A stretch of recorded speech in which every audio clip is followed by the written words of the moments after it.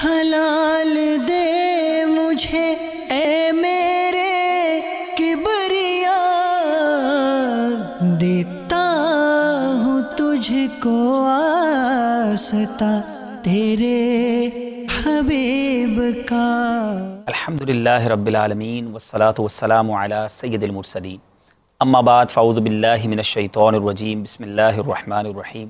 الصلاة والسلام علیک یا رسول اللہ وعلی آلک واصحابک یا حبیب اللہ، الصلاة والسلام علیک یا نبی اللہ وعلی آلک واصحابک یا نور اللہ۔ میرے پیارے اور محترم اسلامی بھائیوں اور مدنی چینل کے ناظرین، ایک بار پھر مدنی چینل کے سلسلے احکام تجارت میں آپ سب کو مرحبا کہتے ہیں۔ الحمدللہ، جیسا کہ آپ سلسلے کے نام ہی سے جانتے ہیں کہ اس میں ہم تجارت کے مسائل کو ڈسکس کرتے ہیں۔ ہمارے ساتھ اس سلسلے میں الحمدللہ مفتی صاحب ہوا کرتے ہیں، آپ کے سوالات ہوتے ہیں اور مفتی صاحب کے جوابات ہوتے ہیں۔ سلسلے کے طریقہ کار کے مطابق درود پاک کی فضیلت پر مشتمل ایک بڑی پیاری حدیث پاک سنتے ہیں۔ سلطان دو جہان، مدینے کے سلطان، رحمت عالمیان، سرور ذیشان صلی اللہ تعالیٰ علیہ وسلم کا فرمان جنت نشان ہے، جو مجھ پر جمعہ کے دن اور رات 100 مرتبہ درود شریف پڑھے، اللہ عز و جل اس کی 100 حاجتیں پوری فرمائے گا، 70 آخرت کی اور 30 دنیا کی۔ اور اللہ عز و جل ایک فرشتہ مقرر فرما دے گا جو اس درود پاک کو میری قبر میں یوں پہنچائے گا جیسے تمہیں تحائف پیش کیے جاتے ہیں۔ بلا شبہ میرا علم میرے وصال کے بعد ویسا ہی ہوگا جیسا میری حیات میں ہے۔ اے میرے پیارے اور محترم اسلامی بھائیوں، ذرا غور کیجئے، درود پاک پڑھنے کے فضائل کتنے ہیں، اور جمعہ کے دن تو بالخصوص ہمیں کثرت کے ساتھ درود پاک پڑھنے چاہیے۔ آئیے دنیا بھر میں جہاں کہیں ہیں مل کر اپنے آقا و مولا صلی اللہ تعالیٰ علیہ وسلم کی بارگاہ میں ہدیہ درود و سلام پیش کرتے ہیں۔ صلو علی الحبیب صلی اللہ تعالیٰ علی محمد صلی اللہ علیہ وسلم۔ مفتی صاحب کیسے ہیں آپ؟ ٹھیک ہیں، خیریت سے؟ کچھ ہمارے تاجر اسلامی بھائیوں کے لیے، بزنس مین اسلامی بھائیوں کے لیے اچھے مدنی پھول آپ عطا فرما دیجیے۔ الحمدللہ رب العالمین والصلاة والسلام علی سید الانبیاء والمرسلین، اما بعد فاعوذ باللہ من الشیطان الرجیم، بسم اللہ الرحمن الرحیم۔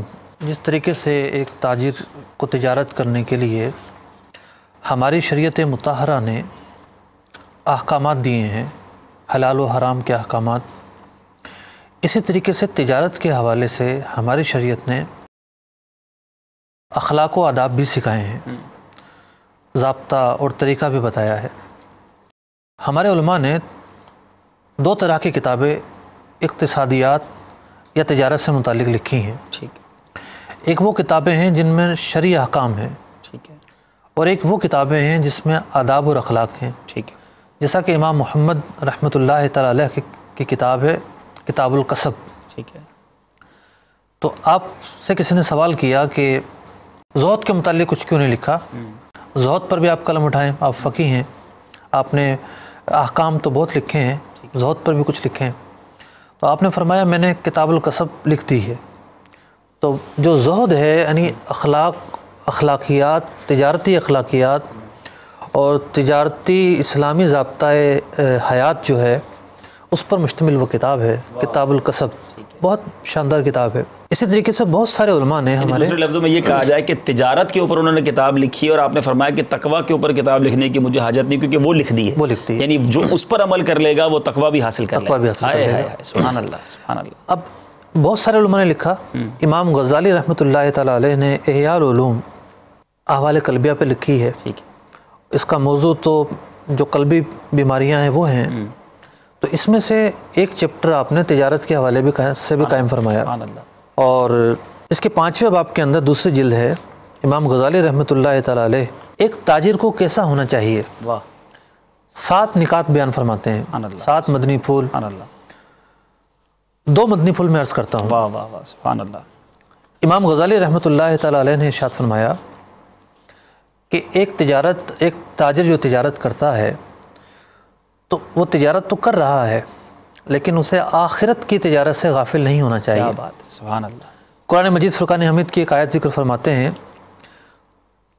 رجال لا تلہیہم تجارت ولا بیع عن ذکر اللہ، اور کچھ لوگ ایسے ہیں جنہیں نہ تجارت نہ خرید و فروخت اللہ کے ذکر سے روکتی ہے، و اقام الصلاۃ و ایتاء الزکاۃ، نہ نماز سے روکتی ہے اور نہ زکوٰۃ ادا کرنے سے روکتی ہے۔ قرآن مجید فرقان حمید کی آیت کہ اللہ کے جو نیک بندے ہیں تجارت انہیں اللہ کے ذکر سے نہیں روکتی، نماز سے نہیں روکتی، زکوٰۃ سے نہیں روکتی۔ تو امام غزالی رحمۃ اللہ تعالیٰ علیہ اس آیت کے تحت یہ بیان فرماتے ہیں کہ تاجروں کو تجارت میں منہمک اتنا نہیں ہونا چاہیے کہ ان کی تجارت اللہ کے ذکر سے روک دے، نماز سے روک دے، زکوٰۃ سے روک دے، آخرت سے روک دے۔ اور اس کا مفہوم یہ ہے، مزید تشریح یہ ہے کہ تجارت میں اتنا انسان منہمک ہو جائے، صبح سے شام تک اتنا بزی ہو جائے، اتنا مصروف ہو جائے کہ وہ اپنی عبادات کو وقت ہی نہ دے پائے، فرائض اور واجبات کو وقت ہی نہ دے پائے۔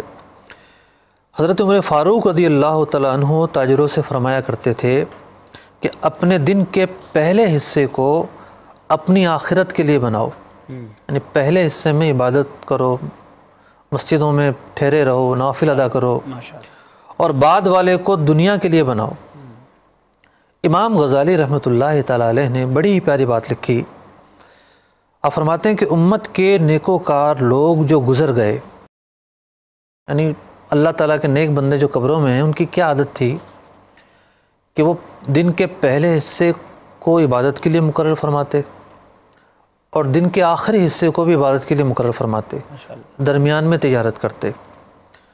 اور اس وقت ایسا زمانہ تھا کہ اگر صبح کے وقت میں، یعنی بالکل فجر کے بعد کوئی تجارت کرنے اگر نکلتا تو یا تو اسے بچے خریدار کے طور پر ملتے یا پھر اہل ذمہ اور جو غیر مسلم ہیں وہ اسے تجارت کے لیے مہیا ہوتے۔ مسلمان سارے عبادت اور اس میں مصروف ہوتے، فجر کے بعد ذکر و اذکار میں مصروف ہوتے اور اشراق چاس پڑھ کر اپنے گھروں کو جایا کرتے تھے۔ تو کسی کو خیال بھی نہ آتا تھا کہ صبح کے وقت میں وہ تجارت کریں، یعنی اول وقت عبادت کے لیے خاص کرتے تھے۔ اسی طریقے سے مزید امام غزالی رحمۃ اللہ تعالیٰ علیہ فرماتے ہیں کہ ہمارے اکابر کا یہ معمول تھا کہ جب نمازیں ہو جاتی تو لوگ اپنی تجارت کو بند کر دیتے، دکانوں کو بند کر دیتے، یا پھر اپنی دکانوں پر بچوں کو یا غیر مسلم جو ملازم تھے انہیں بٹھاتے اور ان کے حوالے اپنا کام کر کے مسجدوں کا رخ کرتے اور جا کر نمازیں ادا کرتے۔ تو یہ تو وہ نقطہ تھا کہ ہماری تجارت جو ہے، قرآن یہ فرما رہا ہے کہ ہمیں اللہ کے ذکر سے نہ روکے، یعنی پورا ٹائم ٹیبل ہونا چاہیے، سارا دن صرف تجارت، مال کمانا۔ بڑی پیاری بات ہے کہ دن کے حصے ہوں، نماز کے وقت نماز ہو، عبادت کے وقت عبادت ہو، اور پھر کاروبار۔ یہ تھا پہلا نقطہ۔ ٹھیک ہے۔ دوسرا نقطہ یہ کہتا ہے کہ اسی پر اکتفا نہ کیا جائے۔ دوسرا نقطہ یہ کہتا ہے کہ بازار میں جا کے بھی اللہ کا ذکر ہوتا رہے۔ سبحان اللہ، سبحان اللہ۔ امام غزالی فرماتے ہیں صرف اسی عبادت پر اکتفا نہ کرے بلکہ بازار میں بھی ذکر خداوندی کو اختیار کرے۔ پھر ایک حدیث پاک نقل کی، سرکار علیہ الصلوۃ والسلام نے ارشاد فرمایا، غافل لوگوں میں اللہ کا ذکر کرنے والا ایسا ہے جیسے میدان جنگ سے بھاگنے والوں سے پیچھے رہنے والا اور جیسے مردوں کے درمیان زندہ۔ کیا بات ہے، کیا بات۔ غفلت کی جگہ ہے بازار، وہاں ذکر کرنے والوں کو ثواب بھی زیادہ ملتا ہے۔ کیا مثال دی ہے کہ مردوں کے درمیان زندہ۔ واہ واہ۔ ایک اور حدیث میں یہ الفاظ آئے، جیسے سوکھی گھاس میں سرسبز درخت ہو۔ سبحان اللہ، سبحان اللہ۔ پھر ایک اور حدیث نقل فرمائی، جو شخص بازار میں داخل ہونے کے بعد درج ذیل الفاظ پڑھے اس کے لیے 10 لاکھ نیکیاں لکھی جاتی ہیں۔ سبحان اللہ، سبحان وہ الفاظ یہ ہیں، لا الہ الا اللہ وحدہ لا شریک لہ، لہ الملک و لہ الحمد یحیی و یمیت وہو حی لا یموت بیدہ الخیر وہو علی کل شیء قدیر۔ یہ روایت ہے، ماشاءاللہ، یہ الفاظ ہیں اور یہ وظیفہ ہے۔ چوتھا کلمہ بھی، چوتھا کلمہ ہے۔ اب بازار میں جا کر پڑھیں گے تو یہ 10 لاکھ نیکیوں کی فضیلت ملے گی۔ سبحان اللہ۔ امام غزالی رحمۃ اللہ تعالی فرماتے ہیں کہ حضرت ابن عمر، پھر ان کے غلام حضرت سالم، پھر محمد بن واسع، یہ صحابہ اور تابعین اس ذکر کی فضیلت حاصل کرنے کے لیے بطور خاص بازار جایا کرتے تھے۔ سبحان اللہ۔ کہ بازار چلتے ہیں، وہاں جا کر یہ کلمات پڑھیں گے، 10 لاکھ نیکیاں ملیں گی۔ واہ واہ۔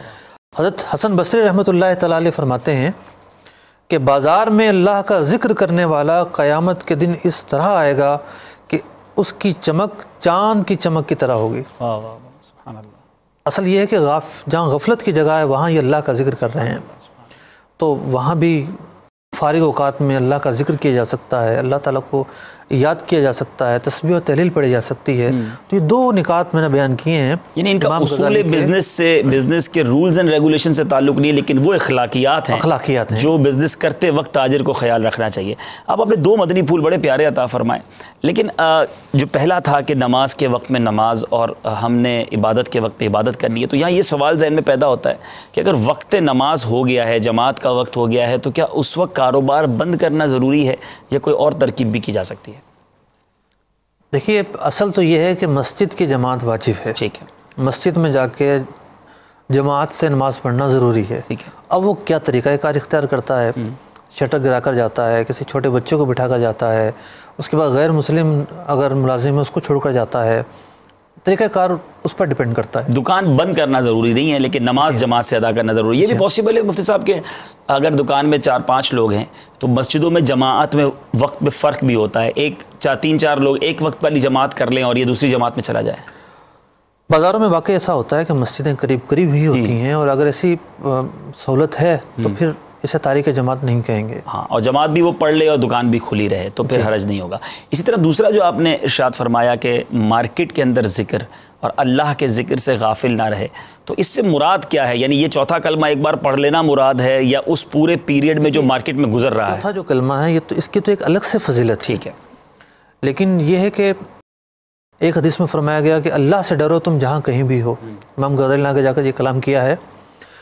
یہاں مراد یہ ہے کہ اس جگہ بھی جو غفلت کی جگہ شمار ہوتی ہے، جہاں انسان کو نفسا نفسی ہی کی پرواہ ہوتی ہے، یہاں بھی اللہ کا ذکر کرے، تسبیح، تحلیل، اذکار، درود، یہ تمام چیزیں یہاں بھی برقرار رکھے۔ اور یہاں اس سے یہ بھی مراد ہوگا کہ اللہ کا خوف بھی دل میں رہے، کاروبار کرتے وقت مسلمانوں کا خیال بھی رکھے، اور اس وقت بھی اسے احساس رہے کہ میں مسلمان ہوں۔ وہاں جا کے وہ صرف کاروباری بن جاتا ہے اور جیسا بھی ہوتا ہے گاہک کو کاٹنا شروع کر دیتے ہیں۔ اس سے اگلا نقطہ امام غزالی رحمہ نے یہی بیان فرمایا ہے کہ اپنے کاروبار کی بنیاد صرف حرص پر نہ رکھے، اس کی یہ روح یہی ہے۔ ماشاءاللہ ماشاءاللہ، یقیناً یہ تو بہت پیارے مدنی پھول ہیں۔ کتنے مدنی پھول ہیں مفتی صاحب؟ 7 مدنی پھول۔ انشاءاللہ تو اگلے سلسلوں میں اس کو شامل بھی کریں گے، لیکن اگر کوئی پڑھنا چاہے تو کہاں پڑھ سکتے ہیں؟ احیاء العلوم جلد 2 کے اندر ہے، 2 نمبر جلد میں یہ موجود ہیں۔ تو میرے پیارے اور محترم اسلام میں دیکھیں، ہمارے اسلاف نے تجارت کو ایک صرف بزنس کے طور پر نہیں لیا، لیکن اس کے اصول و ضوابط، اخلاقیات اس طرح مرتب کی، اور آپ نے سنا کہ امام محمد تو یہاں تک فرماتے ہیں کہ میں نے تقوی کے اوپر کتاب کی بجائے تجارت پر کتاب لکھ دی ہے، یہ پڑھ لیجئے۔ تو اس قدر اہم ہے ٹریڈیشن، جو بزنس ہے وہ کتنا ضروری ہے، مطلب اس حوالے سے کتنا ضروری ہے کہ بزنس کے اندر ہمیں ان تمام چیزوں کا خیال رکھنا ہے۔ اس کو صرف کاروبار نہ سمجھیں، اگر کاروبار ٹھیک کر لیں، ہم نے کئی سلسلوں میں وہ روایت سنائی ہے کہ ایماندار تاجر، راست گو، سچا تاجر جو ہے وہ قیامت کے دن شہداء اور صدیقین کے ساتھ اٹھایا جائے گا۔ اس قدر برکتیں ہیں اچھی طرح تجارت کرنے والوں کی۔ چلتے ہیں کالز کی طرف۔ صلو علی الحبیب صلی اللہ تعالی علی محمد صلی اللہ علیہ وسلم۔ السلام علیکم۔ وعلیکم السلام ورحمۃ اللہ وبرکاتہ۔ جی حضور، وہ نا میں نے پوچھنا تھا کہ نا ایک بھائی ہے، اس میں نا وہ کام کرتا تھا، کام کے دوران وہ کافی سارا وہ کیا کہتے ہیں نا، اس نے وہ کیا کہتے ہیں نا کسی کا مال دبا لیتا تھا کافی سارا، تو اس نے مال ان کا دبایا، یعنی کہ ان کے کام میں سے جو چیزیں چرا کے لے جاتا تھا، اور اس کے بعد وہ اس کے بارے میں کچھ فرما دیجیے کہ یہ جائز ہے؟ اگر بعد میں وہ توبہ بھی کر لیتا ہے ہو جائے گی، یا اس کے بارے میں کچھ یہ پوچھنا تھا ان سے۔ کاروبار کے دوران کسی کا مال دبا لینا، چوری کر لینا، بعد میں توبہ بھی کر لینا، تو جو پہلے گزرا وہ توبہ سے ہی فارغ ہو جائے گا، کیا ہوگا؟ کہ جو حقوق اللہ ہیں وہ توبہ سے معاف ہو جاتے ہیں، ٹھیک ہے، لیکن جو حق العبد ہے وہ توبہ سے معاف نہیں ہوتا۔ ٹھیک، جس کا مال دبایا ہے اس شخص کو وہ مال واپس کرنا پڑے گا۔ ٹھیک ہے، وہ مال اسی حالت میں ہے تو وہی مال، اگر وہ نہیں ہے تو اس کی جو قیمت ہو وہ قیمت واپس کرنا پڑے گی۔ اور یہ ضروری نہیں کہ بتایا جائے اس کو کہ یہ مال دبا لیا تھا، یہ آپ کو بھجوایا جا رہا ہے، کسی بھی طریقے سے اس کے ہاتھ میں وہ چیز پہنچ جائے، اس کی جو قیمت بنتی ہے وہ پہنچ جائے، یہ ضروری ہے۔ حقوق اللہ آپ نے فرمایا توبہ سے معاف ہو جاتے ہیں، تو حقوق اللہ سے مراد جو اللہ تبارک و تعالیٰ کے حقوق ہیں، عبادتوں میں بندہ جو کمزوری کر لیتا ہے یا نہیں پڑھ کر پاتا، جیسے نماز کی مثال ہے، تو اگر کسی کی نمازیں باقی ہیں تو وہ توبہ کر لیتا ہے، تو پھر قضا کیوں کرنی پڑتی ہیں، معاف کیوں نہیں ہوتی؟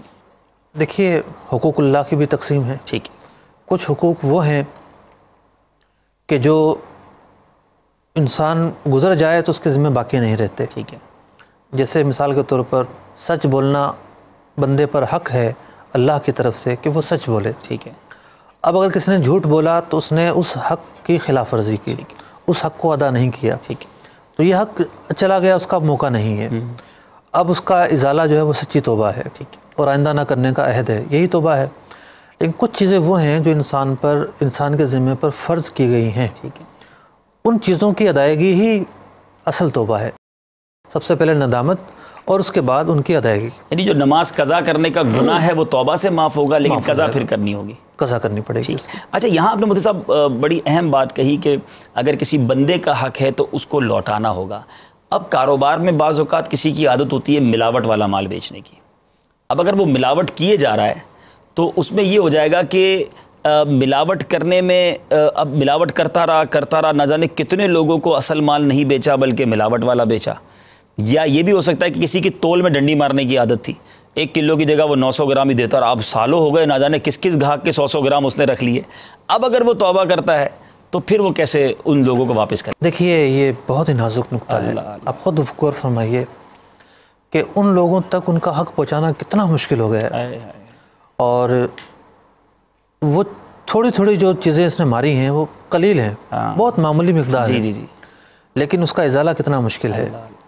تو جس نے سچی توبہ کی اللہ تبارک و تعالیٰ اس کی مدد فرماتا ہے. اللہ تعالیٰ بہت رحیم ہے, وہ اس کے راستے کھلے ہیں. توبہ کرنے والا اگر سچا ہے تو ضرور اس کے سامنے راستے کھلتے ہیں. مثال کے طور پر ممکن ہے کہ وہ اصحاب اسے معاف کر دیں. پہلے تو سوال یہ ہے کہ اس کا ذمہ کیا ہے. اس کے ذمہ تو یہ ہے کہ جن لوگوں سے اس نے لیا اور دیا ہے ان سب سے معافی طلب کرے گا. ٹھیک ہے. جن کا بھی حق مارا ہے ان کو ان کا حق واپس لوٹائے گا, تلاش کرنے کی کوشش کرے گا. بالفرض سب کچھ کوششیں کرنے کے باوجود یاد ہی نہیں آتا کس کا دبایا, وہ کہاں جیسے گاہک آیا اور چلا گیا, پتہ نہیں وہ کہاں گیا. پرچون کی دکان ہے, اگر وہ تول میں ڈنڈی مارتا رہا, روز گاہک آتا رہا لیتا رہا, فروٹ والا ہے, سبزی والا ہے, اب اس کو احساس ہوا کہ میں نے غلط کیا ہے, اب کیسے لوٹائے گا؟ اب یہ ہے کہ وہ بالکل پتہ نہیں ہے, اس کا بھی نہیں پتا, اس کے وارثوں کا بھی نہیں پتا, تو اتنا مال اس کے حق میں تو حلال نہیں ہے. وہ مال اس کو صدقہ کرنا ہوگا. یعنی ایک حساب بنائے گا کہ میں نے آج تک کتنا جو ہے وہ کم تولا ہے اور اتنی رقم کا وہ صدقہ کرے گا. شرم کی وجہ سے صدقے کی طرف رجوع نہیں کریں گے. ٹھیک ہے. صدقہ جو ہے وہ آخری سٹیپ ہے. اچھا.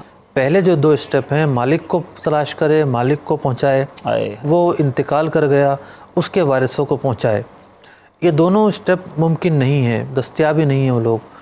پھر تیسرا درجہ آتا ہے کہ اس مال کو صدقہ کرے گا بغیر ثواب کی نیت کے. آپ نے شروع میں بڑی اہم بات کہی کہ اس کا ازالہ اتنا مشکل ہے, تو کرتے وقت بندے کو سوچنا چاہیے. اگر ایسے لوگ ہمیں سن رہے ہیں جو ناپ تول میں, کپڑا ناپنے کے اندر, وزن کرنے کے اندر تھوڑی سی ڈنڈی مارتے ہیں, 1 انچ کپڑا کم کر لیتے ہیں, تولنے میں کوئی 25, 50, 100 گرام کی ڈنڈی مار لیتے ہیں, لیکن اس ایک بندے کا حق آپ پر جمع ہوتا جا رہا ہے, آپ وہ کیسے ادا کریں گے قیامت کے دن؟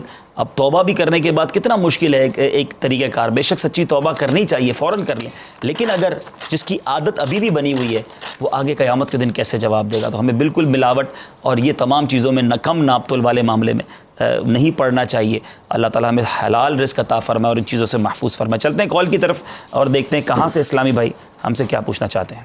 صلو علی الحبیب صلی اللہ تعالی علی محمد صلی اللہ علیہ وسلم.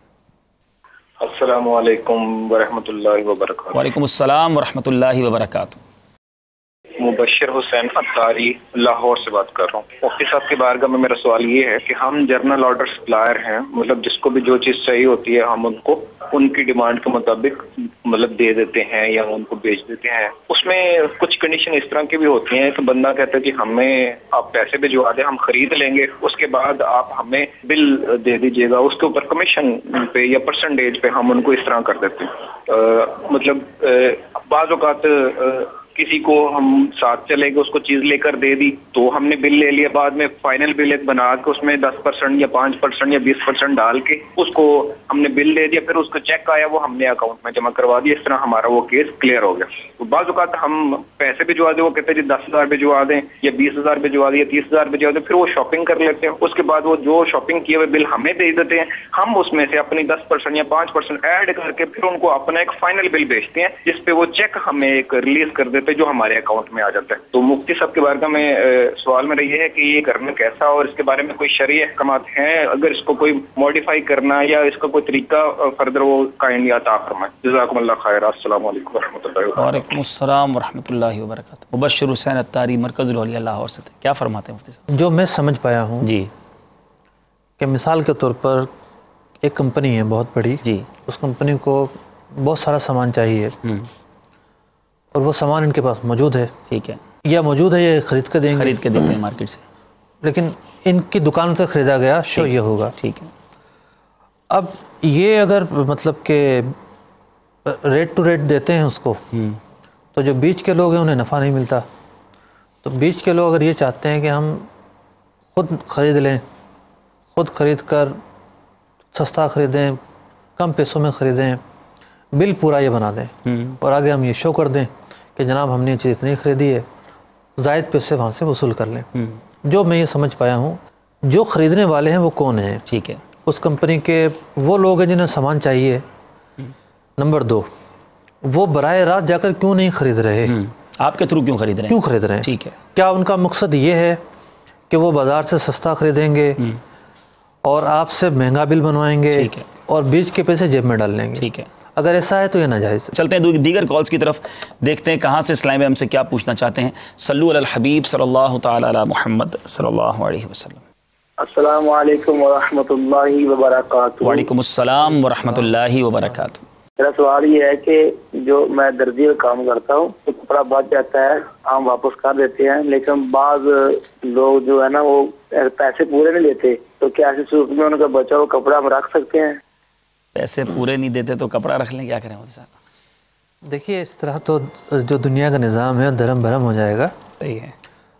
پیسے پورے لینے چاہیے, اور کپڑا دبا کے رکھا کیوں؟ اس کا مطلب یہ ہے کہ اس کو پتہ ہی نہیں کہ میرا کپڑا ہے, تو ممکن ہے وہ یہ کہہ کر جائے کہ میں 1 ہفتے بعد پیسے دے دوں گا. تو 1 ہفتے بعد پتہ چلے گا نا کہ وہ پیسے دے رہا ہے یا نہیں دے رہا. اور کپڑا بھی آپ نے بچا کے رکھا, آپ نے پہلے بچا کر رکھ لیا, اس کو پتہ بھی نہیں ہے. تو یہ طریقہ کار اختیار نہ کیا جائے, اور ایسا طریقہ اختیار کریں جس میں کوئی جھگڑا نہ ہو, دھوکے کا پہلو نہ ہو, خیانت نہ ہو. چلتے ہیں دیگر دوسری کال کی طرف اور دیکھتے ہیں کہاں سے اسلامی بھائی ہم سے کیا پوچھنا چاہتے ہیں. صلو علی الحبیب صلی اللہ تعالی علی محمد صلی اللہ علیہ وسلم. السلام علیکم ورحمۃ اللہ وبرکاتہ. وعلیکم السلام ورحمۃ اللہ وبرکاتہ. حضور میرا سوال یہ ہے کہ ہمارا ڈسٹریبیوشن کا کام ہے, اور جو کمپنی والے آتے ہیں ان کو ہم اسٹاک جو بتا دیں, مثال کے طور پر ایک ہمارے پاس کارٹن پڑے ہوئے ہیں, ہم ان کو بتاتے ہیں کہ ہمارے پاس 150 پڑے ہوئے ہیں. تو ایسا کرنا کیسا, کیونکہ اگر ہم ان کو 100 ہی بتائیں گے تو وہ مزید جو ہے مال ہمیں دے دیتے ہیں, جبکہ اتنی سیل نہیں ہو رہی ہوتی ہے. اس کے متعلق ذرا وضاحت فرمائیں. دوسری کال دے دیں. السلام علیکم. وعلیکم السلام ورحمۃ اللہ وبرکاتہ. میرا یہ سوال مفتی صاحب سے ہے کہ جیسے ہم میں کام کرتے ہیں, ہمارا پانی کا ہائیڈرنٹ ہے, ہم پانی بیچتے ہیں ٹینکر کے ذریعے, تو یہ کام کیسا ہے پانی بیچنا؟ اور دوسرا سوال میرا یہ ہے کہ میرا دوسرا کام ہے کہ ہم پتھروں سے جانوروں کے ہم بناتے ہیں مورتیاں, اور کسی جینٹس کی, تو یہ پتھر سے مورتی بنانا یہ کیسا ہے؟ اس میں ہماری رحمت فرما دیں. اللہ اللہ اللہ, بہت شکریہ آپ سب کا, آپ نے کال کیا. ڈسٹریبیوشن کا کام ہے, اسٹاک 100 کارٹون ہوتا ہے, 150 بتا دیتے ہیں, ورنہ اور مال ڈال کے چلے جائیں گے. دیکھیے وہ مال جو ڈال کر جا رہے ہیں, ظاہر بات ہے اگر یہ اسٹینڈ لے لیں اور نہ لینا چاہیں تو وہ یقینی طور پر نہیں ڈالیں گے. تو سچائی کا راستہ اختیار کیا جائے, انہیں قائل کیا جائے. مارکیٹ ذرا مطلب کہ بتا دیا, کافی سارا مال ہے, 100 یا 150 بتانے کی ضرورت نہیں ہے. ابھی وہی نہیں بکا آپ کا دوسرا کیا؟ اصل میں یہ لوگ باؤنڈ ہوتے ہیں, ان کا ایک پورا ایک فارمولہ ہوتا ہے, ان کا طریقہ کار ہی الگ ہے. اچھا. اور انہوں نے پیسے دینے ہوتے ہیں, لینے ہوتے ہیں, ان کی جو ہے وہ ایجنسیاں جو ہے وہ منسوخ بھی ہو جاتی ہیں. تو ایسا طریقہ اختیار کریں اس میں جھوٹ نہ بولنا پڑے. تو یہ ایک بات بتائیں, یہ سلسلوں میں ہم دیکھتے ہیں نا اسلامی بھائی, یہ جو ہمارے بزنس مین ہیں یہ کیوں سمجھتے ہیں کہ جھوٹ بولے بغیر گزارا نہیں ہے؟ یعنی ان کی بھی گفتگو سے ایسا لگ رہا تھا کہ اب وہ ورنہ دے کے چلے جائیں گے. یعنی نجات کا راستہ جھوٹ ہی نظر آتا ہے. تھوڑا اسٹینڈ لے بندہ, سچ کی طرف آئے, تھوڑا سا پرابلم آئے گی لیکن آگے جا کے بہتری ہوگی. اصل میں بات چیزیں ایسی ہیں کہ جس کی عادت اتنی پختہ ہو گئی کہ اسے چھوڑتے ہوئے بھی جھٹکا لگتا ہے. اس کی ایک مثال میں آپ سے عرض کرتا ہوں. چوری کی بجلی, چوری کی بجلی جو ہے جو لوگ کرتے ہیں اتنے پکے ہو چکے ہیں اس میں, وہ بل دینا ہی بھاری پڑے گا کہ آپ ان کو ہٹانا چاہیں تو نہ جانے کیا کیا جتن کرنے پڑے آپ کو، وہ تیار ہی نہیں کہ نہیں جی چوری کی بجلی بھی کوئی غلط کام ہے. لیکن کچھ لوگ ایسے ہیں کہ جن کا ذہن بنا، انہوں نے چھوڑا. یہاں تک کہ آپ نے دیکھا کہ ربی نور کے چراغاں تک میں لوگ چوری کی بجلیاں استعمال کیا کرتے تھے. جی وہ تو اپنا حق سمجھتے تھے. بات ہے ذہن بننے کی. جب ذہن بن جائے گا یہ غلط ہے تو بندہ پھر اس کو چھوڑتا بھی ہے اور اس کے خلاف طریقہ بھی خود تلاش کرتا ہے. ماشاءاللہ راہیں کھل جاتی ہیں. وہ خود مارکیٹ میں بیٹھا ہے، اسے پتا ہے کہ مجھے کس طرح بات کرنی ہے، سامنے والے کو کیسے قائل کرنا ہے، وہ زیادہ بہتر کر سکتا ہے. بالکل ٹھیک ہے، بالکل ٹھیک ہے. آپ سچ کی طرف آ جائیں، انشاءاللہ ڈسٹریبیوٹر اور آپ کے جو لوگ ہیں وہ بھی مانیں گے آپ کی بات. جھوٹ بالکل نہ بولیں. اسی طرح پانی بیچنے کا کام ہے ٹینکر کے ذریعے. پانی کی خرید و فروخت جائز ہے، پانی قابل معاوضہ ہو سکتا ہے، اس میں کوئی حرج نہیں ہے. اور ہمارے فقہاء نے اس پر بھی کلام کیا ہے جی کہ پانی بیچنا جائز ہے یا نہیں ہے. ٹھیک ہے، بہرحال جائز ہے. لیکن شرط یہ ہے کہ پانی جائز طریقے سے اسے مل رہا ہو. ٹھیک ہے، بہت اہم بات بتائی. یہ نہ ہو کہ مطلب غیر قانونی طریقے سے سرکاری نلکے کے اندر لگا کے سوراخ پانی بھر لیا. جو غریبوں کا علاقہ تھا، جنہیں پانی ملنا تھا، وہ بیچارے بوند بوند کو ترس رہے ہیں. صحیح ہے. اور یہ رشوت دے کے پانی بھر کے اور اپنا کاروبار چمکا رہا ہے. اگر اس کا اپنا کنواں ہے اور وہ مضر صحت نہیں، یا اسے کوئی ایسی نہر میسر ہے، کراچی میں تو بہت مشکل ہے ایسی نہر میسر ہونا، تو جہاں پانی کا جو ذریعہ ہے اس کے پاس وہ اگر جائز ہے تو کوئی حرج نہیں ہے. بڑی اہم آپ نے مضر صحت کی کئی. میرا خیال ہے ٹینکر والوں کی پہلی کال شاید ہمیں آئی ہے، اس سے پہلے شاید آئی ہو. ایک کال پہلے آئی. تو یہ ٹینکر والے تو مفتی صاحب 2 میٹر پر بھی آج مدنی پھول دے دیں. ہو سکتا ہے کہ اور بھی لوگوں میں دیکھ رہے ہوں. اب ان کو پتہ ہے کہ یہ پانی پیا جائے گا نا، تو اندر سے ٹینک کی صفائی کیسی ہونی چاہیے، پانی بھرتے وقت کیا احتیاط ہونی چاہیے، کس طرح کا پانی ٹینکروں سے آتا ہے؟ آپ کے علم میں کہ بعض اوقات کئی لوگ بیمار ہو جاتے ہیں. اصل میں یہ پڑھا لکھا طبقہ ہے نہیں. صحت کے جو اصول ہوتے ہیں اسے یہ مد نظر یوں نہیں رکھ سکتے کہ اس کے لیے بڑا پلانٹ لگانا پڑتا ہے. ورنہ تو آپ نے دیکھا ہوگا جہاں بھی واٹر سپلائی کا پلانٹ ہوتا ہے وہ بہت بڑی جگہ ہوتی ہے. پانی کو مختلف مراحل سے گزار کر اسے صاف کیا جاتا ہے، کلورین وغیرہ بھی ڈالی جاتی ہے. تو یہ سارے انتظامات انہیں بھی کرنے چاہیے. نہیں کرتے اندر سے خود کتنا زنگ والا ہوتا ہے. نہیں کرتے تو لوگوں کو بتا دیں کہ یہ پانی پینے کے قابل پیے گا نہیں. ٹھیک ہے، آپ اپنی ذمہ داری پر پئیں گے. یہ کنویں کا پانی ہے، فلٹر نہیں ہوا ہوا، اور اس میں 100 مسائل ہیں. ٹھیک ہے، یہ بتا دیا جائے. اچھا، اب دوسری بات ٹینکر والوں کی جو ڈرائیونگ ہے مفتی صاحب، وہ بھی ایک پانی کے ٹینکر، اور خاص طور پہ ان کا خیر آگے تو پتھر کا کیا کام ہے وہ بھی بات کرتے ہیں.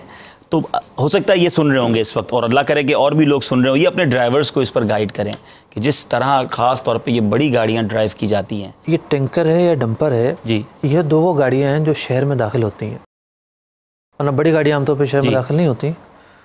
اور ان کی تیز رفتاری کی وجہ سے جتنے حادثات ہوتے ہیں سب کے سامنے ہیں. تو ان کی کال سے اور آواز سے لگ نہیں رہا تھا کہ یہ ڈرائیور ہیں، یقین مالک ہوں گے ہاں شعبے کے. تو واقعی آپ نے صحیح توجہ دلائی ہے کہ جس طریقے سے ہم نے شروع میں ایک تجارتی اخلاق و آداب پر گفتگو کی، بالکل ٹھیک ہے، کہ صرف حلال و حرام ہونا الگ بات ہے، اس کی بھی ایک اہمیت ہے. جی جی، لیکن ہر تجارت کے کچھ اصول، اخلاق اور آداب بھی ہیں. تو ان پر یہ بھی لازم ہے کہ یہ اپنے ڈرائیورز کی اس حوالے سے تربیت کریں. اور ویسے بھی اگر وہ ایکسیڈنٹ کر آئے گا تو نقصان تو انہیں کا ہے، گاڑی جلا دی جاتی ہے اور خراب معاملات ہو جاتے ہیں، انہیں کا نقصان ہوگا. تو ان کی تربیت کریں، اس نقطے کے تحت تربیت کریں کہ مسلمانوں کو کوئی تکلیف نہ پہنچے. ماشاءاللہ مسلمانوں کی خیر خواہی چاہنا بھی ایک نیکی ہے. بہت پیاری بات کی. اور اس میں خاص طور پہ واٹر ٹینکر کے جو ہمارے اسلام بھائی اللہ کرے وہ سن رہے ہوں، پانی کا نل پیچھے سے ٹائٹ نہیں ہوتا، وہ کنٹینیو پانی گر رہا ہوتا ہے جس سے بائک والے سلپ ہو جاتے ہیں. تو یہ تمام مینٹیننس کی چیزیں ہیں، خاص طور پہ ہر گاڑی والے کو کرنا چاہیے. لیکن چونکہ آج ہمیں ایک ٹینکر والے کال ملی گئی ہے تو چلیں اس ٹاپک کو بھی ہم ڈسکس کیا کہ بہت اچھی بات کی، اچھی نیتوں کے ساتھ کی جائے. ٹینکر خالی کرنے کا ایک فارمولہ ہے. اچھا، کہ ٹینکر کہاں خالی کریں گے، کھڑا کرنا پڑے گا، روکنا پڑے گا، ٹائم ویسٹ ہوگا. ٹھیک ہے، اس کا منہ کھول دیا اور وہ خالی ہوتا جا رہا ہے. تو وہ تو دینا ہے نا آگے جا کے پانی. بسا اوقات یہ ہے کہ گاہک نہیں مل رہا ہوتا، خالی کرنا ہوتا ہے. اللہ، یہ ہوتا ہے تو سارا روڈ پہ ٹینکر میں پارٹیشن بنے ہوتے ہیں، ایک بک گیا ایک رکھا ہوا ہے. تو خالی کرنے کا یہ طریقہ بھی ہوتا ہے. بعض لوگوں کو دیکھا گیا ہے پورا منہ کھول کے گھوم رہے ہوتے ہیں. اللہ، پیچھے بائک والے جو ہے بخار ہو رہے ہیں اور سب کچھ ہو رہا ہے. امید ہے کہ اس پر بھی توجہ دیں گے. دوسرا سوال بڑا یونیک ہے کہ جانور اور انسان کی وہ مورتیاں بناتے ہیں پتھر سے، یہ سمجھ نہیں آیا. احادیث مبارکہ میں صراحتاً اس کی ممانعت فرمائی گئی ہے کہ کوئی شخص جو ہے وہ मूर्तियाँ तराश कर फ़रोख्त करे, ठीक है, ये बेचना नाजायज़ व हराम है। इंशाअल्लाह उम्मीद है हमारे इस्लामी भाई को इसका भी जवाब मिल गया होगा। चलते हैं अगली कॉल की तरफ और देखते हैं कहाँ से इस्लामी भाई हमसे क्या पूछना चाहते हैं। सल्लु अलल हबीब सल्लल्लाहु तआला अला मुहम्मद सल्लल्लाहु अलैहि वसल्लम। अस्सलाम वालेकुम रहमतुल्लाहि व बरकातुहू। वालेकुम अस्सलाम व रहमतुल्लाहि व बरकातुहू। मेरा नाम तारिक जमील अतारी है और मैं ज़िला बिहारी से बात कर रहा हूँ। मेरा सवाल ये है कि ज़मीन ठेके पे लेके किसी को आधो आध पे देना, यानी ज़मीन ली, खर्चा आपने किया, मेहनत किसी ने की और आपने आधा उसको दिया, आधा आप लिया या 8वें हिस्से पे दे दिया, क्या ये जायज़ है या कि नहीं? जी मुफ्ती साहब ज़राअत का सवाल आ गया है, क्या फरमाते हैं ज़मीन ठेके पे देना? और इसके यकीनी तौर पर मसाइल हैं। मुज़ारात कुतुब हदीस अहादीस में भी एक बाब है, ठीक है, और मुज़ारात जो है वो कुतुब फ़िक़्ह में भी एक पूरा चैप्टर है। दो तरीके होते हैं जी। एक तो ये है कि ज़मीन किराए पर दे दी, ठीक है, उसे मुकादे पर देना भी कहते हैं सिंध में, और एक ये होती है कि ज़मीन किराए पर नहीं दी बल्कि हाली वगैरह रख लिए और बटाई पर दी है, ठीक है। तो बटाई पर देने में काफ़ी कुछ सूरतें हैं इसकी। यानी इसका मतलब ये हुआ कि कोई भी बिज़नेस हो, अब देखिए हम कितने सारे बिज़नेस को अभी थोड़ी देर में हम डिस्कस कर लिया है, हर बिज़नेस के रूल्स एंड रेगुलेशंस शरई तकाज़े के मुताबिक चेक करना ज़रूरी है। अब लोग कहते हैं वज़ारात ही कर रहे हैं, देसी कारोबार है, इसके भी शरई रूल्स एंड रेगुलेशंस हैं। पूरे अहादीस में चैप्टर हैं अल्लाह। और मदीना शरीफ में तो सबसे ज़्यादा जो ज़रिया आमदनी था वो बागबानी और खेती था। मक्का शरीफ में तिजारत और मदीना शरीफ में खेती बाड़ी। सही। तो खेती बाड़ी के तो पूरे उसूल व ज़वाबित और तरीके बयान किए गए हैं। अगर खेती बाड़ी के मामलात हैं यानी बागात हैं तो मदीना मुनव्वरा में है, और मक्का पाक सहराई ज़मीन है तो वहाँ बिज़नेस ही ज़्यादा होता है। बिल्कुल सही फरमा रहे हैं आप। अहादीस में एक तरीका बयान हुआ था, खजूरों को पेवंद लगाने का, पेवंदकारी होती है। अच्छा, तो मैंने वो हदीस पढ़ी हुई थी, पढ़ाई भी थी, लेकिन मफ़हूम क्लियर नहीं हो पा रहा था। ठीक है। मदीना शरीफ हाज़िरी हुई, अल्लाह, तो वहाँ एक आलिम दीन है माशाल्लाह, बहुत सही उल अक़ीदा और बहुत ही ज़बरदस्त आशिक़ रसूल हैं, सुभान अल्लाह। उनसे मुलाकात हुई, उनके हाज़िर हुए माशाल्लाह। तो मैंने उनसे पूछा कि आप ये बताएं ज़रा वो तरीका जो है वो क्या है। असल में वो याद आया मुझे खजूरों से, उन्होंने खजूरें तोहफे में दी। वाह वाह वाह। कि हज़रत सलमान फ़ारसी रज़ियल्लाहु अन्हु की जो खजूरें थी ये उसकी नस्ल से हैं। अल्लाह अल्लाह। फिर मुझे याद आया, तो मैंने कहा एक बात तो बताएं, वो तरीक़ाकार क्या है। अच्छा। तो उन्होंने फिर वो मुझे तरीका पूरा समझाया। ठीक है। कि असल में होता ये है कि खजूरों के अंदर भी नर और मादा होते हैं। अच्छा। तो अगर किसी बाग के अंदर नर है ही नहीं, सारे मादा पौधे हैं, ठीक है, पौधे हैं, तो फिर ये किया जाता है कि नर पौधे का एक गुच्छा, उसमें फूल आए होते हैं, वो काट कर लाया जाता है, खजूर के दरख्त में चीरा लगाकर लगा दिया जाता है। अल्लाह। चीरा लगाना ज़रूरी भी नहीं है, उनके बकौल किसी भी दरख्त में लटका देंगे।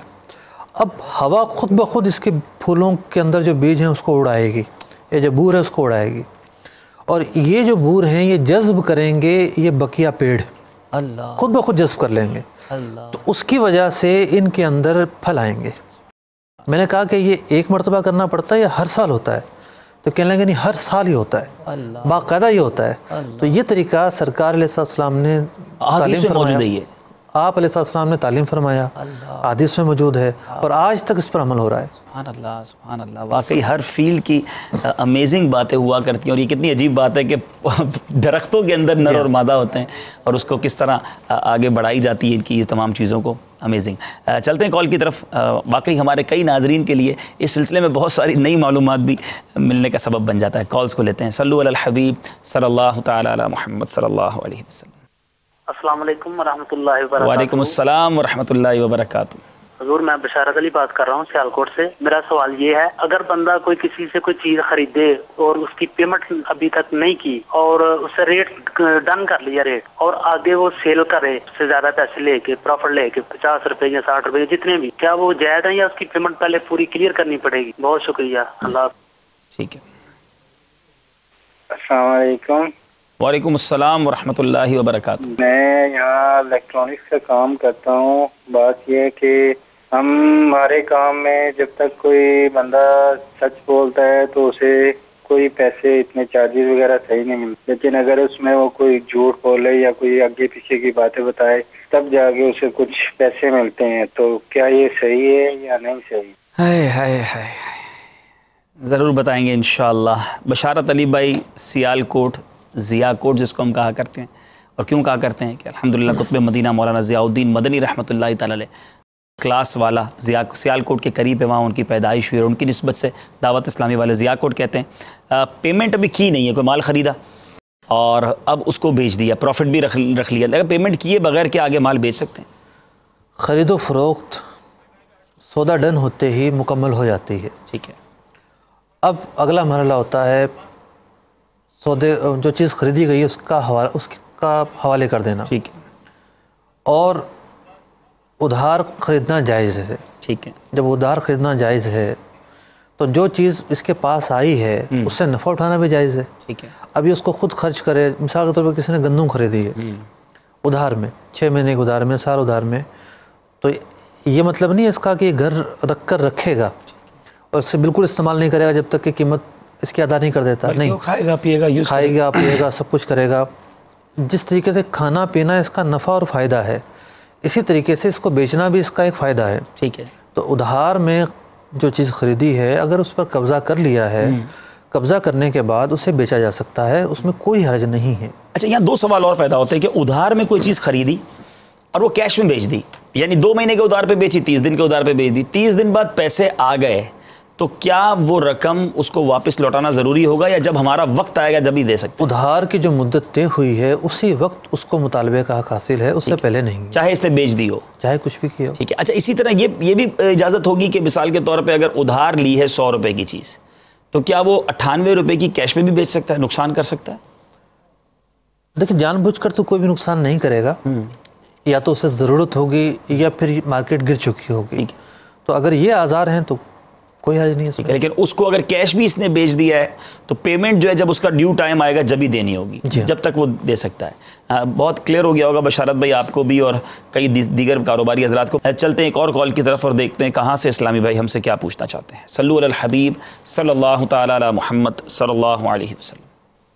السلام علیکم ورحمۃ اللہ وبرکاتہ۔ وعلیکم السلام ورحمۃ اللہ وبرکاتہ۔ میرا بیٹھنے طرف سوال ہے کہ میری مسز ہے، وہ ٹیچنگ کرنا چاہتی ہیں، ٹھیک ہے، اور بچوں کو وہاں پہ ایک انگلش میڈیم اسکول ہے وہاں پہ ٹیچنگ کرنا چاہ رہی ہیں، تو کیا انہیں یہ ٹیچنگ کرنے کی اجازت ہے؟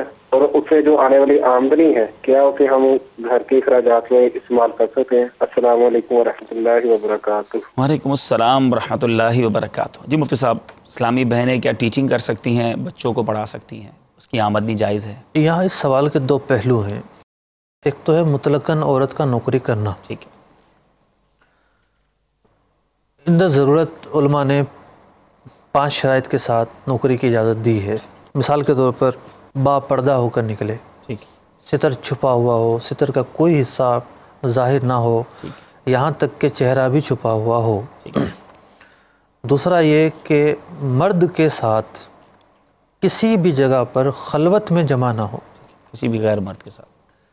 احادیث میں غیر مرد کے ساتھ تنہائی میں جمع، مطلب تنہائی میں اکٹھے ہونے کو منع کیا گیا ہے، اور مرد کے ساتھ تنہائی میں اکٹھے ہونا حرام ہے۔ ٹھیک ہے، آپ نے دیکھا ہوگا کہ بڑے بڑے ہاسپٹل ہوتے ہیں اور جناب نرسز اور ڈاکٹرز وغیرہ، نرس اور کمپاؤنڈر، ڈاکٹر اور نرس ایک کمرے میں جمع ہے، کوئی بھی نہیں ہے، تیسرا کوئی بھی نہ ہو، ایسا موقع نہ آنے دیا جائے، ٹھیک ہے، چاہے وہ کسی اور کام کے لیے جمع ہو، کوئی بھی کام، ٹھیک ہے، کہ ایک بند کمرے میں، بند روم میں، جسے خلوت کہا جا سکتا ہو، ٹھیک ہے، مطلب اگر کوئی لاؤنج ہے یا برآمدہ ہے اس میں اگر 2 ہیں تو اسے تو خلوت نہیں کہا جائے گا، کوئی بھی ایسا پوائنٹ جسے خلوت کہا جاتا ہو، ٹھیک ہے، کسی بھی ارادے سے ہو، کوئی ان کا غلط مقصد نہ ہو، ٹھیک ہے، کچھ بھی نہ ہو، اپنے کام سے ہی ہوں، جی ہاں، ٹھیک ہے، لیکن یہ ایک ضروری شرط ہے شریعت کی طرف سے کہ کوئی بھی مرد عورت کے ساتھ اس طرح تنہائی میں جمع اچھا نہ ہو۔ یہ صرف جاب کے لیے شرط ہے یا ویسے ہی یہ منع ہے؟ ہر حال میں شرط ہے، ہر حال میں یہ شرط، کیونکہ عورت جب گھر میں ہے تو ایسے مواقع نہیں آتے، ٹھیک ہے، جب وہ باہر نکلتی ہے تو اس طرح اس شرط کی خلاف ورزی کے مواقع بکثرت آتے ہیں، ٹھیک ہے، اس لیے علماء نے الگ سے اس شرط کو بیان کیا۔ ٹھیک ہے، تیسرا یہ ہے کہ کوئی فتنہ نہ ہو، ٹھیک ہے، پردہ بھی عورت کرتی ہے، خلوت کے معاملات بھی نہیں ہیں، لیکن یہ ہے کہ اس کا باہر نکلنا فتنہ برپا کرتا ہے، وہ لوگ چھیڑتے ہیں، یا وہ کوئی سینکڑوں وجوہات ہو سکتی ہیں۔ ٹھیک ہے، مثال کے طور پر عورت جو ہے وہ اس طرح کی ہے کہ وہ مردوں سے فری ہوئے بغیر رہ ہی نہیں سکتی، اللہ، اس کی طبیعت ہی ایسی ہے، وہ لاکھ پردے میں چلے جائے، اس کا نقاب بھی ہے، سب کچھ ہے، لیکن اس نے زبان پردے میں نہیں ہے، فری ہونا اس نے جا کے، اور جو چیز شریعت میں جائز نہیں ہے، بے تکلفی اور ہنسی مذاق اجنبی مردوں سے، یہ اس میں جا کے مبتلا ہوگی۔ جاب بھی کرے اور فری بھی نہ ہو، یہ کیسے ہوگا مفتی صاحب؟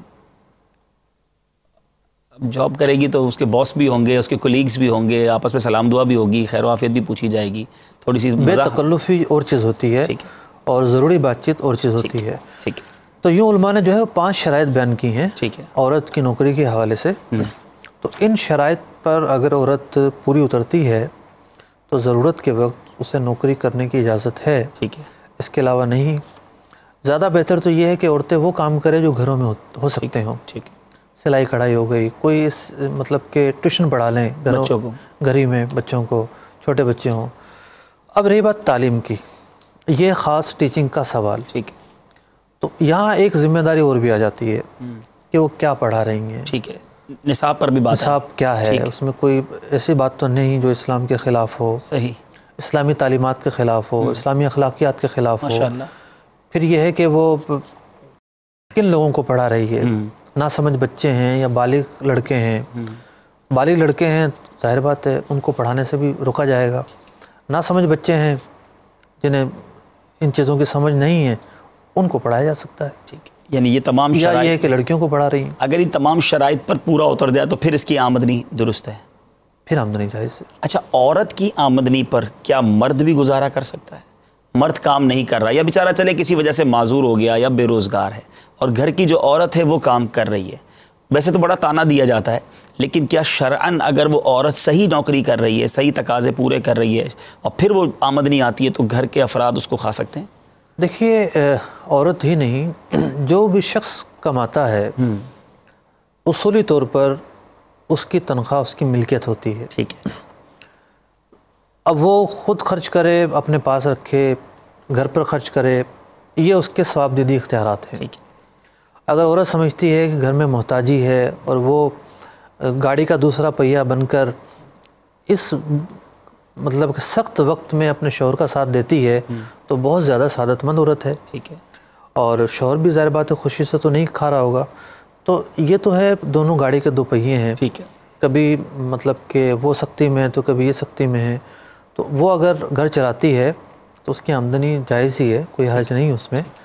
لیکن مطلقاً میں عرض کر دوں ایک اور مسئلہ کہ گھروں کے اندر مختلف افراد روزگار سے وابستہ ہوتے ہیں، ٹھیک ہے، فیملی کے مختلف ممبر ہیں، مثال کے طور پر والد صاحب تو ہول سول ہیں، ان سے تو حساب کون لے، اب والد صاحب کے لڑکے ہیں وہ کماتے ہیں اور لا کر ایک مقدار میں والدہ کو یا والد کو دے دیتے ہیں، تو اس دینے کا مطلب یہ نہیں ہے کہ وہ والد یا والدہ کی ملکیت ہو گئی، یہ نہیں کہہ سکتے، ٹھیک ہے، جب تک کہ صراحتاً ان کو مالک بنانا نہ پایا جائے۔ ٹھیک ہے، تو والدین جو ہے وہ یا تو اس کو خرچ کر لیتے ہیں، ان کو ایک اجازت حاصل ہوتی ہے خرچ کرنے کی عرفی طور پر، جو بچ جائے وہ بچا کر رکھ لیتے ہیں۔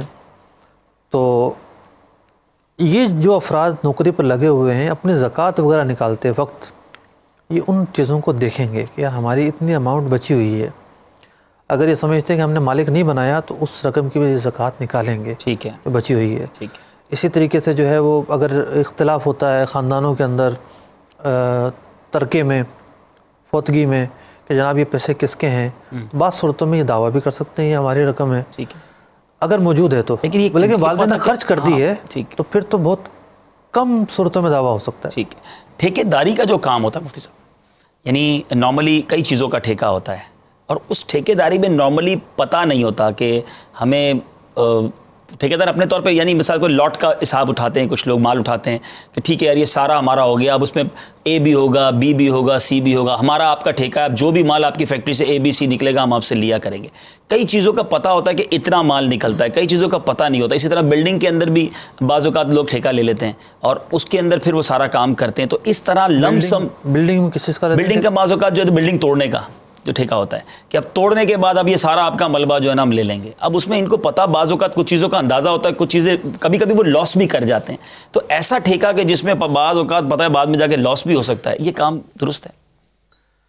گارمنٹس کے ٹھیکے کی آپ نے بات کی، پہلے گارمنٹ کا کر لیتے ہیں، اے بی سی کوالٹی کا مال ہے، پورا ایک لاٹ ہے وہ ایک ہی ساتھ سارا لے لیتے ہیں۔ جیسے ہمارا اپنا بھی ایک دوست کا کاروبار ہے، اس میں ایک کٹ پیس کا کاروبار ہوتا ہے، اس میں آدھا بھی ہوتا ہے، پاؤ بھی ہوتا ہے، پاؤ پونا کہلاتا ہے، پاؤ سے لے کے پونے میٹر تک کا پیس ہوگا لیکن پتہ نہیں کتنا ہوگا۔ اب وہ پورا لے لیا، اب ان کے نصیب ہے ان کے پونا کتنا نکلا اور پاؤ کتنا نکلا، دیکھتے ہیں اسے، ہاں ایک بار دیکھ لیتے ہیں، دیکھتے ہیں۔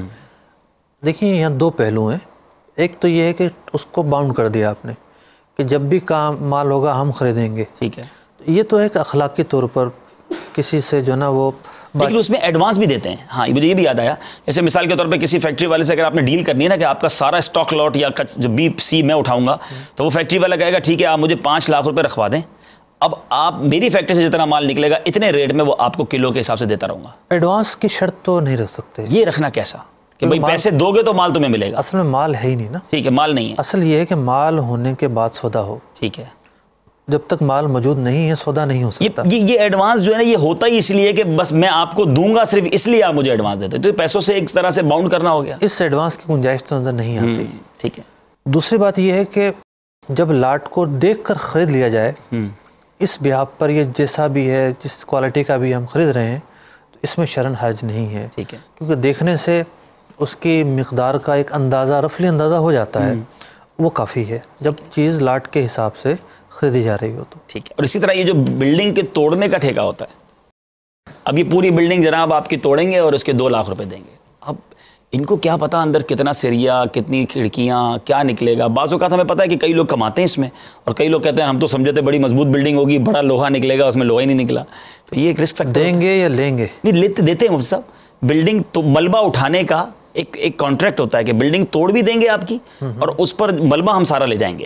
اب اس ملبے سے ان کی پوری پلاننگ ہوتی ہے کہ بھائی اس میں دروازے نکلیں گی، چوکھٹیں نکلیں گی، کھڑکیاں نکلیں گی، لوہا نکلے گا، لیکن یہ سارا ازیوم چھپی ہوئی چیزیں ہیں، ان کا ایک ہوتے ایکسپرٹ نہیں یہ لوگ، لیکن ایک مبہم سا سودا لگتا ہے، تو اس طرح دینا ملبہ بھی لے کر جاتے ہیں؟ جی سارا ملبہ اٹھا کے لے جاتے ہیں۔ اچھا ایسا ہوتا ہے کہ ملبہ نہ لے کے جاتے ہیں اور صرف سریا لے کے جاتے ہوں؟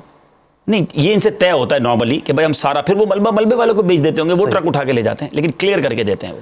دیکھیے اگر تو یہ صرف لوہا خریدیں کہ اس بلڈنگ میں جو لوہا ہے ہم وہ خرید رہے ہیں، بس توڑ کے ہم لوہا لے جائیں گے، یہ صورت تو مجھے جائز نظر نہیں آتی، کیونکہ پتہ ہی نہیں ہے کتنا لوہا ہے۔ 2 وجہ ہیں، ایک تو یہ کہ پتہ نہیں کتنا لوہا ہے، ٹھیک ہے، دوسری وجہ یہ ہے کہ جو لوہا ہے وہ ایسی جگہ پر ہے کہ عادتاً جس تک پہنچنا بہت دشوار ہے۔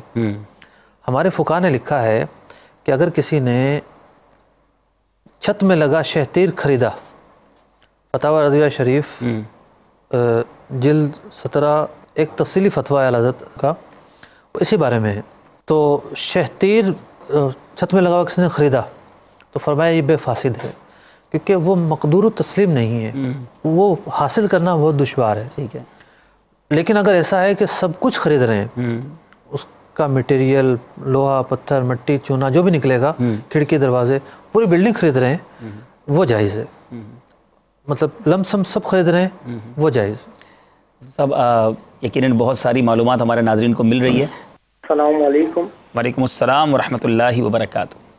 عبدالراشد اتاری عرض کر رہا ہوں واقعات سے۔ میرا سوال یہ ہے کہ میرا کیچپ کا کاروبار ہے، تو مسئلہ یہ ہے کہ اس میں بہت سارے یعنی فوڈ گریڈ جو چیزیں ہیں نا وہ کیمیکلز ہوتے ہیں وہ یوز ہوتے ہیں۔ میرے علاوہ وہ بہت ساری فیکٹری ہیں وہ بھی اسی طرح سے کیچپ بنا رہے ہیں، تو سوال یہ کہ کیا یہ شرعی جائز ہے یا ناجائز ہے؟ کیچپ کے اندر کیمیکل بہت سارے یوز ہوتے ہیں، کیمیکل والی کیچپ بیچنا کیسا؟ اصل میں ہوتا یہ ہے کہ چمڑا رنگنے کا جو رنگ ہے جی وہ فوڈ آئٹم میں استعمال کرتے ہیں، یا جو کپڑا رنگنے کا رنگ ہے فوڈ آئٹم میں استعمال کرتے ہیں۔ فوڈ جو کلر ہے وہ مہنگے ہوتے ہیں، بہت زیادہ مہنگے ہوتے ہیں۔ اب وہ کیچپ کا ڈبہ بیچنا ہے 150 روپے کا، اتنا مہنگا کہاں سے وہ ڈالیں گے؟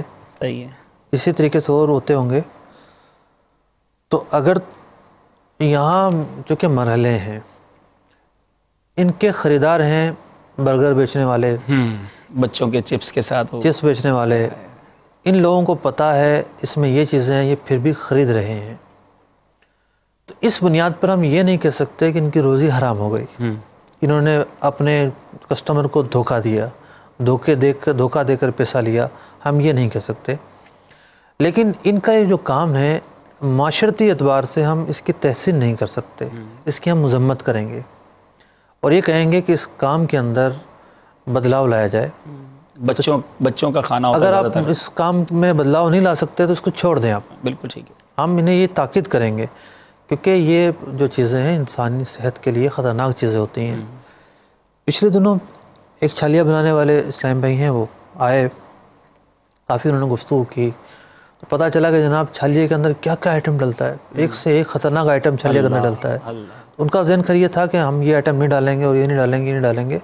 تو جو بدلنا چاہتے ہیں وہ بدلتے بھی ہیں، اپنا کام بھی چھوڑتے ہیں. تو ہم معاشرے کا حصہ ہیں، اگر ہم اس معاشرے کو نقصان پہنچائیں گے تو وہ نقصان ہمیں خود ہی پہنچ رہا ہے. بہت اچھی بات. جو مسلمان ہے وہ ایک عمارت کی طرح ہے، جس کی ایک اینٹ کو بھی اگر زد پہنچتی ہے تو پوری عمارت کو زد پہنچتی ہے. بڑی اہم بات کی، اور شروع میں مفتی صاحب نے واقعی اور حدیث پاک میں فرمایا گیا لا ضرر ولا ضرار، مسلمان جو ہے وہ تکلیف دینے والا نہیں ہوتا. اللہ تعالیٰ ہم سب کو ایسے کاروبار کرنے کی توفیق عطا فرمائے جس سے مزید ہمارے اسلامی بھائیوں کو فائدہ ہو، ہمارے کاروبار سے کسی کو ضرر نہ پہنچے. اور ساتھ ساتھ آج ماشاءاللہ کئی کاروبار کو، کئی طرح کے بزنس کو ہم نے ڈسکس کیا. امید ہے کئی اسلامی بھائیوں کے لیے رہنمائی کے مدنی پھول ہوئے ہوں گے. اگلے ہفتے پھر احکام تجارت سلسلہ لے کر حاضر ہوں گے. اور اللہ تعالیٰ سے دعا ہے مالک کریم ہم سب کے رزق حلال میں برکت عطا فرمائے، رزق حرام سے ہم سب کو محفوظ فرمائے. آمین بجاہ النبی الامین صلی اللہ تعالیٰ علیہ وسلم. رزق حلال دے مجھے اے میرے کبریا، دیتا ہوں تجھ کو واسطہ تیرے حبیب کا.